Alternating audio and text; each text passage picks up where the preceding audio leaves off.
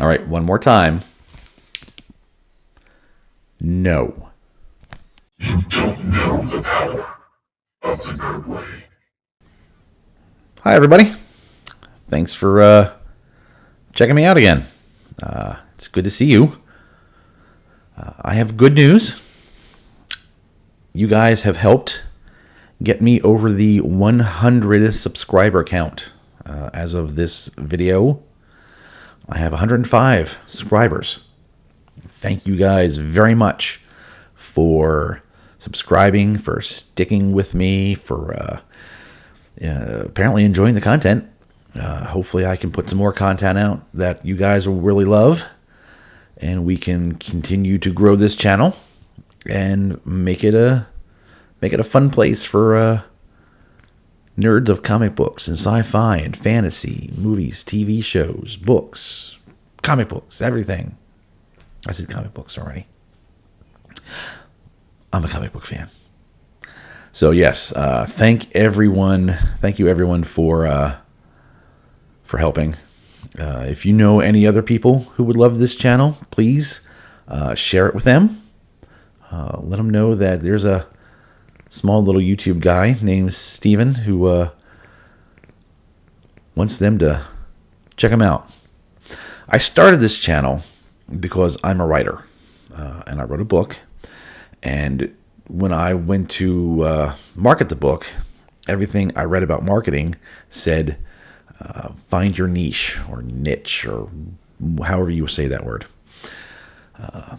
And so I started the YouTube video as a writer, but the YouTube writing market is just saturated with people. So I thought I should really dial in and find the people I wrote the book for. And I wrote the book for people who love comic books. I love comic books. I've always wanted to write comic books, but that didn't happen. So I took this story idea I had for the comic book and I just made it into a book. And that is why I do what I do. I mean, one, I like talking comic books. I like reaching out to everybody out there and talking comics and getting feedback and different comments about the comics that you guys like. But the book I wrote, Deadlock, is a superhero fiction novel written for comic book fans, written for sci-fi fans, written for fantasy fans, written for people who love that type of escapism. If you want to escape into a book, if you want to get out of the real world for a little while and get into some really good superhero action, and you love reading, this book is for you. I wrote this book for comic book fans because I'm a comic book fan. And this leads me into the reason I'm making this video today. One, again, to thank people for subscribing. But two, I made a little video short months back because I bought comic books from a guy who claimed to be a comic book collector. And I got them like this. I got them in a 3-ring binder thing. I have a piece of paper here so you guys can see it more clearly. But this is how I got them. In a 3-ring binder like this. Just flopping around.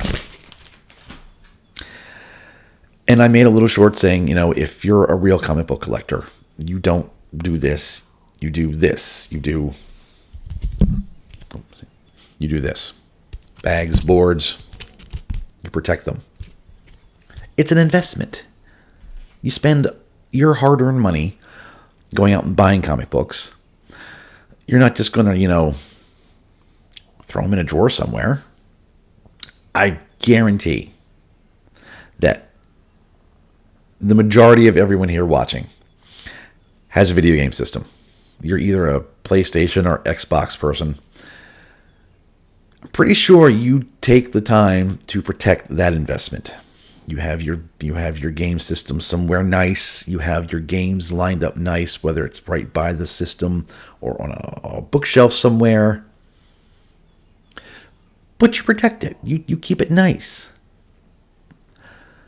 Same thing with your comic books. You want to keep them nice.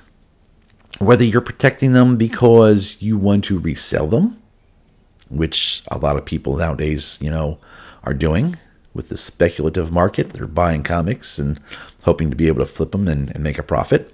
Good for you. I hope you do well. As for me, I collect comic books for two reasons. One, I'm really into the artist and or the writer who wrote the comic books. Chuck Dixon, John Byrne, Peter David, Chris Claremont. These guys can write the heck out of a comic book. And no matter what comic book they were on, I read it. I followed them from book to book to book. Same thing with art. The artists, art is subjective.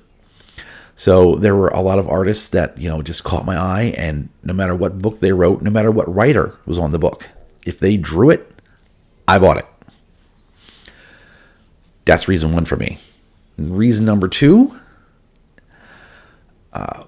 sentimental reasons. I bought my first comic book when I was a real little kid, and it just, something in me just struck a, flipped a little switch in my head, and comic books have been my passion ever since. And I as you can see behind me, I have them. I have some of them, displayed over there. You can't see, but I have the majority of my comic books bagged and board in long boxes because I want to protect my investment. I want these to be, I have comics that I can pull one out right now that I bought back in the 90s, and I can unbag it, slide it out, and it is as fresh as the day I bought it. And I love that. This ain't going to do that. This is not going to protect the comic book. This is not a long-term comic book protection plan. Now, if you're doing this because you don't have bags and boards and you're just doing this to protect it until you get it, great. Some protection is better than no protection at all. But this should not be your long-term protection goal. It's going to slide around. You're going to get, the edges are going to get all boogered up. It's just not a good plan. Not a good plan. Yet, the amount of people that have given me downvotes, the people who have commented, I had one commenter say that, if I got punched because of this, they'd probably laugh. I had another guy comment, say, they're not your books. It's not your problem. No, I bought those books, so they became my books. Yes, it is my problem. I don't want them in the little three-ring binder sleeves. I want them bagged and board.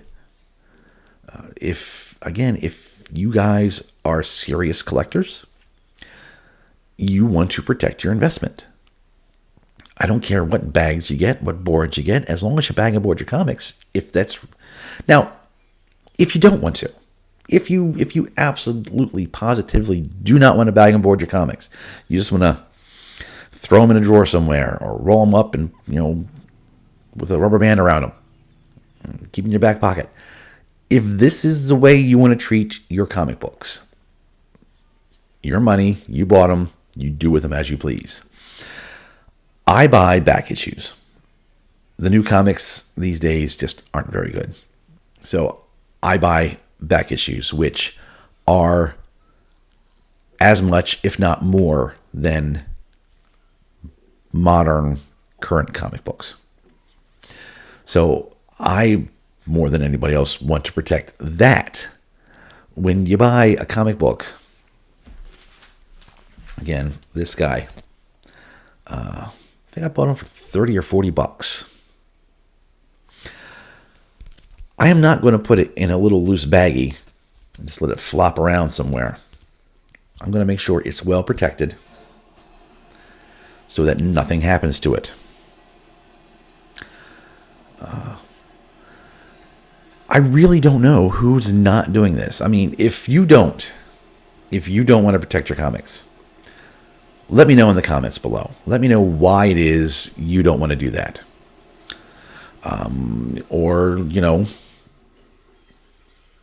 why do you protect your comic books? Why do you buy the comics you buy? It's an investment. I know I keep saying that over and over again, but there's no other way I can, talk about this. It's something that I want to keep, that I would love to pass down to my kids. When I'm long gone, I would love for them to have them and for them to pass them down on to their kids, because this is a dying art. I mean, I'm not big on the digital comics. I'm not a big fan. I mean, yeah, you get your comic book, you get your story, but it's just not the same. It's just not the same reading it off a screen. I mean, again, I like having it in my hand. I like having the comic book in my hand. I want to open it up. I want to page through it. I want to feel the comic book in my hand. It's a very tactile thing that I enjoy. So, more comics being online gets out to more people, but it's just not the same as actually having a real comic book. So when my kids have kids, there might not be comic books anymore. And this is going to be something that is going to be extra special for them, to be able to hold this in their hand and read all the amazing adventures of Spider-Man, Captain America, Batman, the Flash, the Hulk, things they might not have in the future. I want to make sure they're protected and they can have them. So that's my little, thing. Why is this still a thing? Why are people still,